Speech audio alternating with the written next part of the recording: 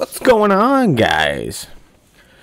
Well, today's Wednesday, January 6th of 2021. Holy shit. I'm Evil Streak, formerly 87 Boba Fett. That's gonna be the last time I say that. I'm going by Evil Streak. We'll just continue on, but with that.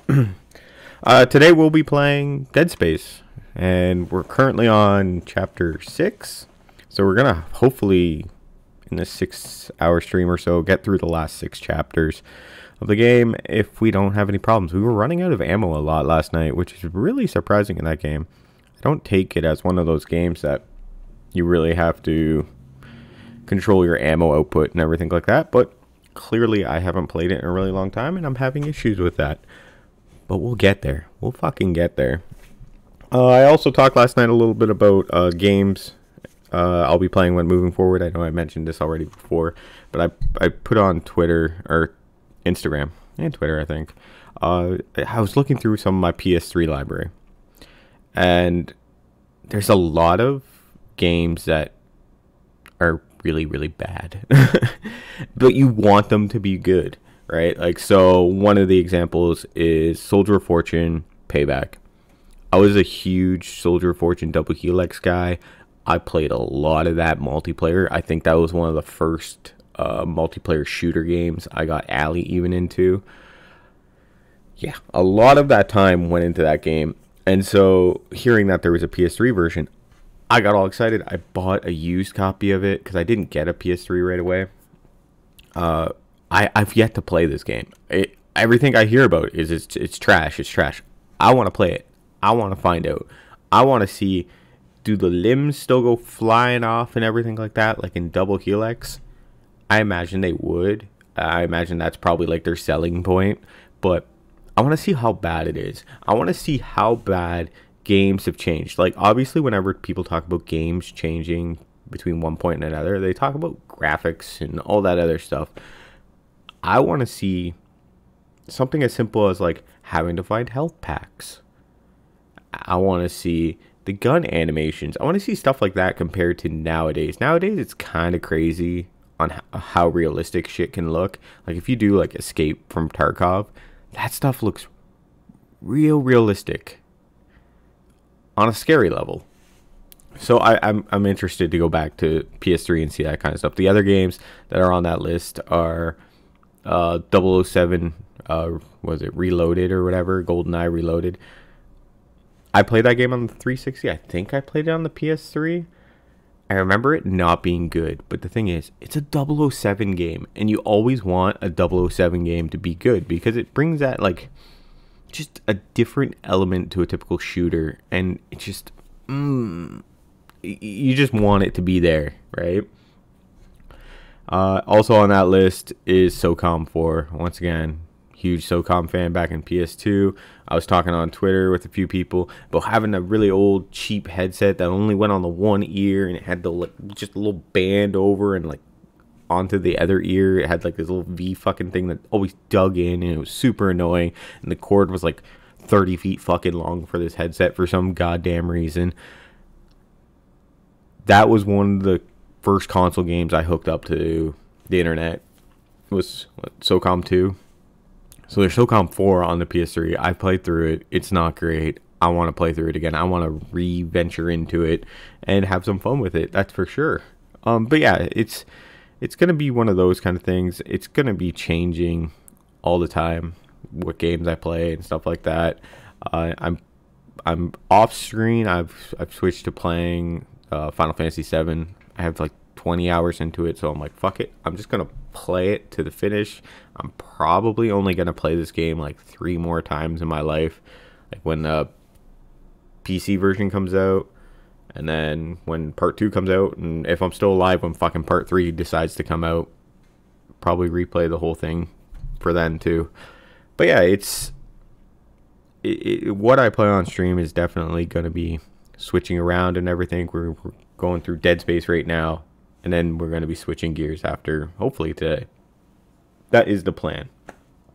But anyways, I got back into reading comics. Like, I haven't really stopped. I've been dabbling in like manga and stuff like that. But But I figured if I'm going to talk comics, there's only like one real way to start talking comics again, and that's with my boy Flaming Carrot. Now, if you don't know Flaming Carrot, dude, what's wrong with you? First of all, what's wrong with you?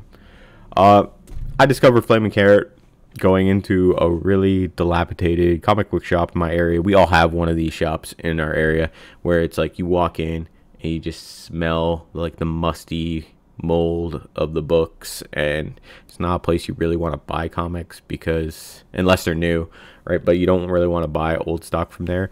The best thing about it is they didn't change their prices. Like, they would price it when they got their books in, they would throw it in these bins, and then you'd be able to find a lot of issues that have like popped off in price there, kind of thing. But anyways, I was at this shop. It no longer even exists anymore. The guy passed away, but he had this obscure statue on his shelf, and it's a guy with a giant carrot face, and his head was on fire, and I was like, what the fuck is this thing?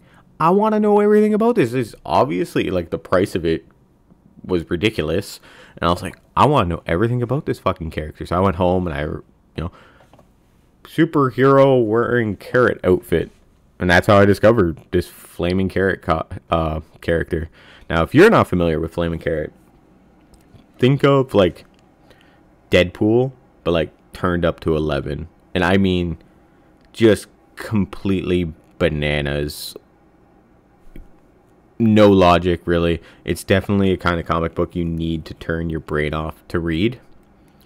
That's for sure. 100% sure. You will not be like trying to get some super emotional or super like elaborate crime solving shit from Flaming Carrot. Not at all.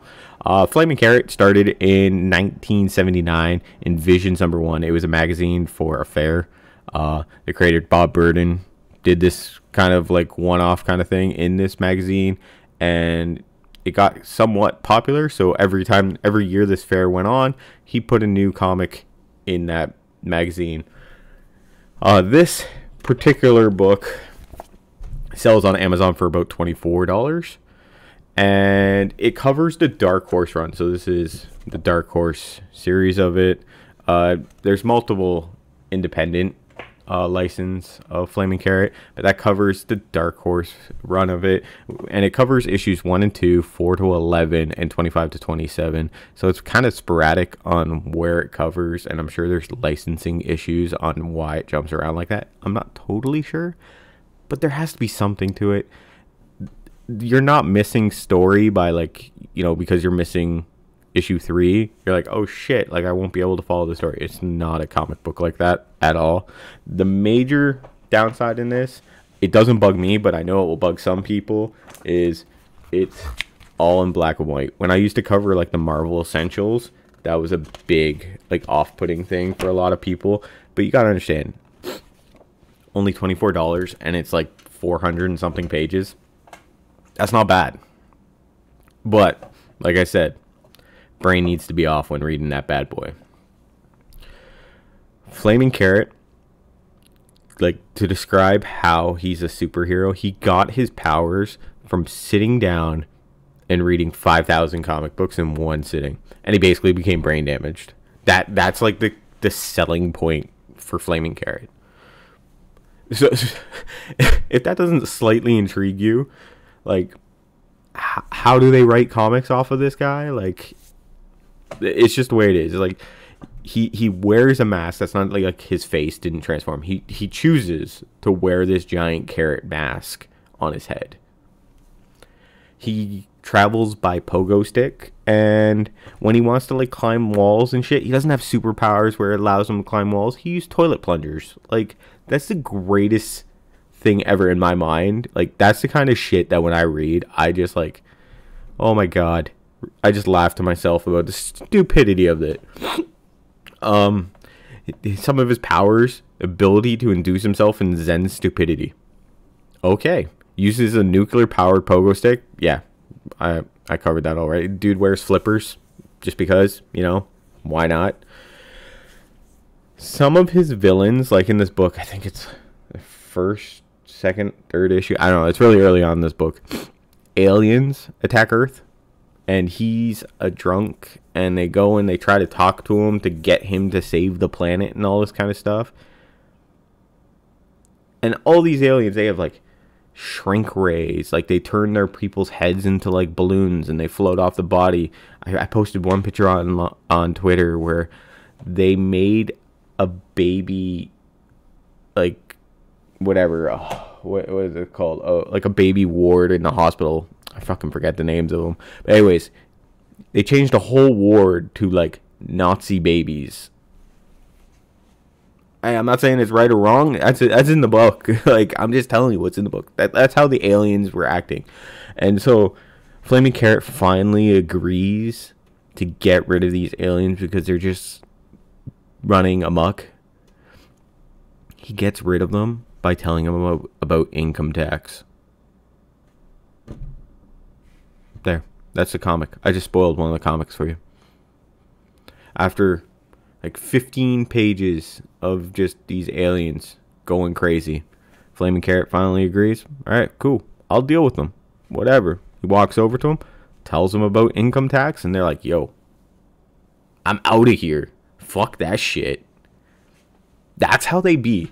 And now if you're thinking like, why would you read this? This is like beyond stupid. It's been nominated for an Eisner Award for Best Humor Production or Publication in 1992, and then it actually won for Best Humor Publication in 2007. So it has something going for it, and it's only a $24 investment. To find this single comic book issues out in the run, out in the wild, you might be able to find stuff like the crossovers with the TMNT and stuff like that. Those come up quite frequently in the wild. I've read them. They're alright. You get the dab of like TMNT fucking little element, so I might help you out a bit to get through it if you're like kind of new to it.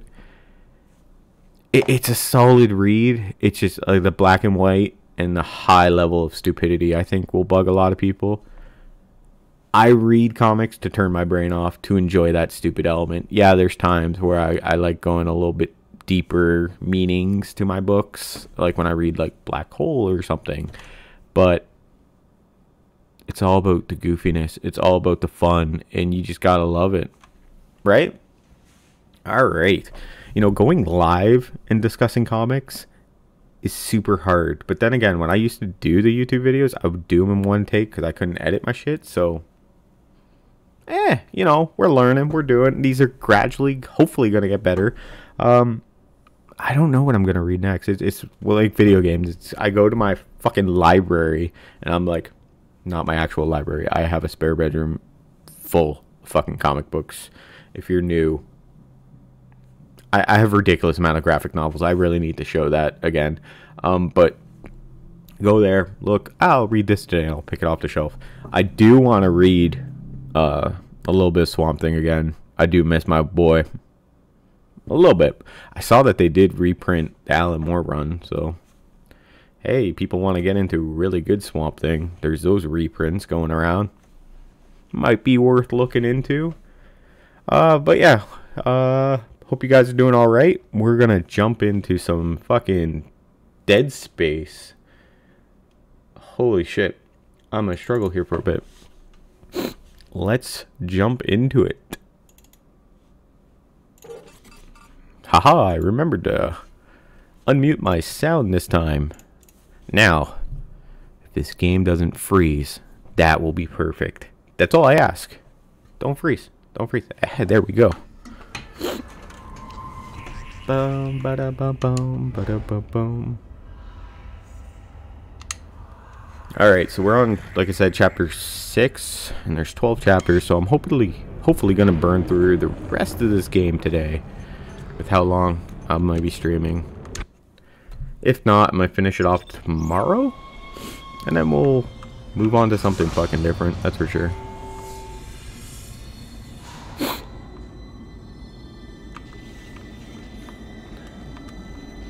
Alright, everything's working. Let's